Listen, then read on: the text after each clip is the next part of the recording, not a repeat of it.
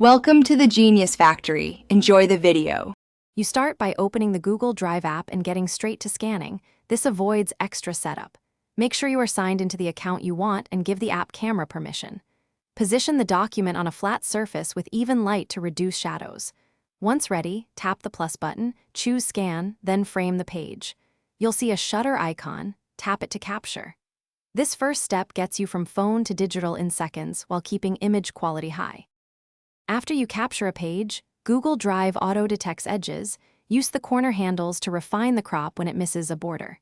You can switch color modes, color for photos, grayscale for text with faint ink, black and white for contracts, to improve OCR and file size. If your document has multiple pages, tap Add to capture the next page. Repeat capture and cropping. Once every page is in place, review thumbnails to reorder or delete any page that looks off. Because clean input, to finish, tap Save, pick the destination folder, and give the file a descriptive name so you can find it later.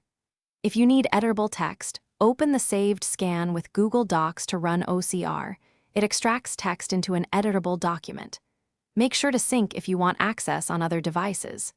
If a page comes out blurry, retake it using a steadier hand, tap the screen to focus, or improve lighting. Those fixes solve most image problems quickly and preserve searchable quality. Thanks for watching. If you found this helpful, don't forget to like and subscribe.